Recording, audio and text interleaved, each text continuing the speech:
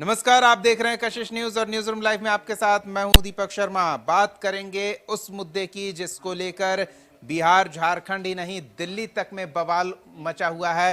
दरअसल राज्यसभा में संविधान पर हो रही चर्चा को लेकर जब केंद्रीय गृह मंत्री अमित शाह अपना वक्तव्य दे रहे थे तो अंबेडकर और कांग्रेस को लेकर उन्होंने जो बयान दिया है उसको लेकर विरोधी खेमे की ओर से तीखी प्रतिक्रिया व्यक्त की जा रही है और देश भर में इसको लेकर विरोध प्रदर्शन का दौर चल रहा है। और इसी बीच पटना में आरजेडी सुप्रीमो लालू प्रसाद यादव ने एक ऐसा बयान दिया है जिसके कारण अब एनडीए खेमे के नेताओं को काफी बुरा लग रहा है।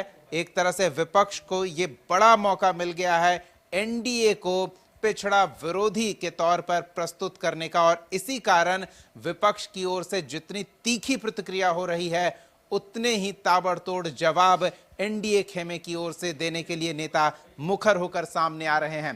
किस तरह से लालू प्रसाद यादव ने अमित शाह को निशाने पर लिया और लालू प्रसाद यादव के आरोप पर किस तरह से एनडीए खेमे के नेताओं ने पलटवार किया है, कुछ बयान सुनाते हैं आपको। बयान दिया है, इस्तीफे की मांग हो रही है। अमित शाह पागल हो गए और घृणा है उनको बाबा साहब अम्बेडकर से। देखा है, हमने सुना है।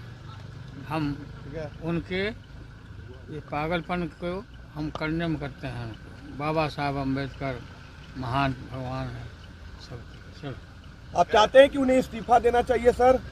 एकदम इस्तीफा देना चाहिए, भागना चाहिए राजनीति से। इस तरीके से बयान दिया है, इस्तीफे की मांग हो रही है। अमित शाह पागल हो गए। तौर पर एक चोर के तरह साबित हुए लालू प्रसाद जी। अमित शाह जी को क्या बोलेंगे?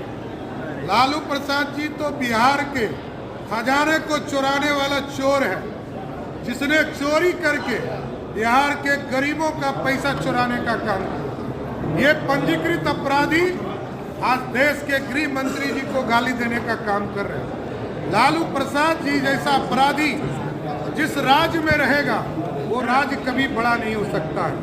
ये दुर्भाग्य है बिहार का कि लालू जैसे राजनेता को बिहार के लोगों को झेलना पड़ता है। श्रीमान लालू प्रसाद यादव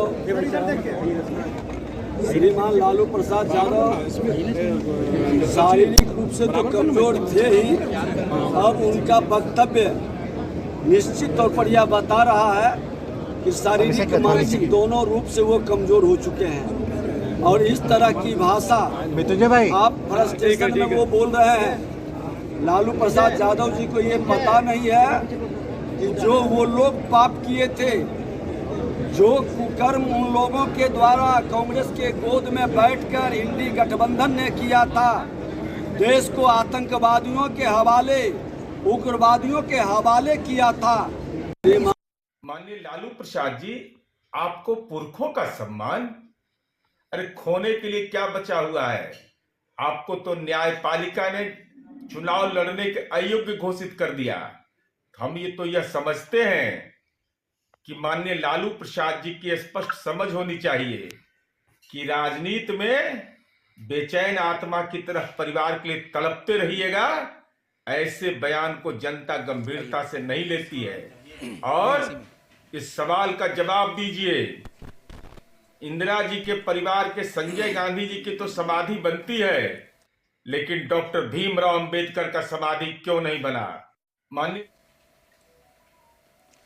तो देश भर में विरोध हो रहा है, विरोध प्रदर्शन हो रहा है। राज्यों में अलग अलग जिला मुख्यालयों पर आरजेडी खेमे की ओर से पुतला दहन किया जा रहा है। अमित शाह के विरोध में नारेबाजी हो रही है और आरजेडी विशेष रूप से हमलावर है, ये दर्शाने के एक बेहतर मौके के तौर पर इस पूरे प्रकरण को आरजेडी देख रही है कि एनडीए को, बीजेपी को हम पिछड़ा विरोधी किस तरह से साबित कर सके। और यही कारण है कि एनडीए के नेता इन आरोपों पर मुखर होकर पलटवार कर रहे हैं, जवाब देने के लिए सामने आ रहे हैं। दिल्ली में आपको याद होगा अमित शाह का शायद ही कोई प्रेस कॉन्फ्रेंस आपको याद होगा, लेकिन जब अमित शाह पर पिछड़ा विरोधी, SC ST विरोधी, अंबेडकर विरोधी होने का आरोप लगा तो अमित शाह ने दिल्ली में पार्टी मुख्यालय में आकर बड़े नेताओं के साथ बैठकर प्रेस कॉन्फ्रेंस किया है और प्रेस कॉन्फ्रेंस का सिलसिला लगातार जारी है। हमारे सहयोगी ब्यूरो हेड नीलकमल जुड़े हुए हैं, इनसे जानते हैं। नीलकमल, लालू प्रसाद यादव को एक बेहतर मौका मिल गया है। पहले से वो कहते रहे हैं कि बीजेपी पिछड़ा विरोधी है, अब अंबेडकर के साथ जोड़कर वही आरोप और तल्खी के साथ बीजेपी पर लगाया जा रहा है और उसको लेकर पलटवार भी जोरदार हो रहा है। बिल्कुल, देखिए राजनीति का ये हिस्सा है। कोई भी चीज़, एक जो चीज़ होती है, अगर विरोधी दल को कोई मिलता है सत्ता पक्ष पर हमला करने के लिए, वो उसे छोड़ना नहीं चाहती।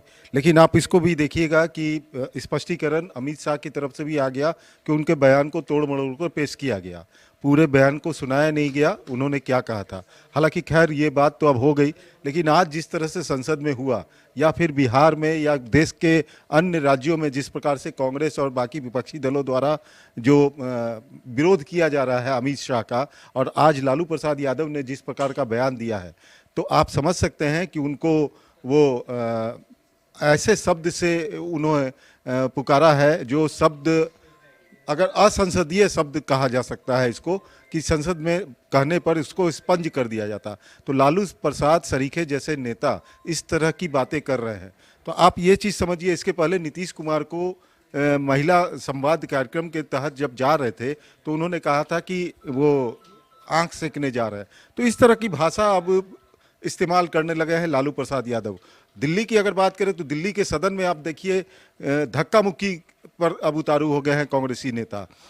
अब दोनों तरफ से जो भी है वो सीसीटीवी फुटेज आएगा, लेकिन जिस प्रकार से जो वातावरण बन रहा है, तो इसका मतलब यह है कि अब कांग्रेस में जो गठबंधन है, इंडी गठबंधन है, उसके अंदर जैसा कि आपने कहा कि लालू प्रसाद यादव की पार्टी आरजेडी अब बहुत ज़्यादा मुखर होकर के अमित शाह का विरोध कर रही है। बिल्कुल, सूबे के हर जिला मुख्यालय पर पुतला दहन का कार्यक्रम किया जा रहा है। बिल्कुल बिल्कुल, यही कह रहा हूं मैं कि ये घटना है कांग्रेस के साथ घटी। अब ये अंबेडकर के मामले को लेकर के लालू प्रसाद यादव इतना एग्रेसिव हो गए हैं कि अपने पार्टी के कार्यकर्ताओं को जिला मुख्यालय में प्रदर्शन करने का कहा है। तो आप यहाँ पर समझिए, इंडी अलायंस में अब जो है, पहले मुसलमान के वोट को लेकर के होड़ मची थी, अब दलितों के वोट को लेकर के होड़ मची हुई है। तो इंडी अलायंस में अभी अंदरूनी लड़ाई चल रही है। अब ये अंबेडकर का मामला आया, पहले एक मुसलमान का मामला था। जब भारत जोड़ो यात्रा पे राहुल गांधी निकले थे तो मुसलमान एकजुट होकर के कांग्रेस के पक्ष में आए थे। तब इंडी अलायंस के समाजवादी पार्टी, लालू प्रसाद यादव, आरजेडी, ममता बनर्जी सब देखिए कांग्रेस से अब धीरे धीरे दूरी बनाना चाह रहे हैं, क्योंकि मुसलमान जो है वो एकजुट हो रहे हैं कांग्रेस की तरफ। दलित को भी रिझाने की कोशिश कांग्रेस की ओर से हो रही है।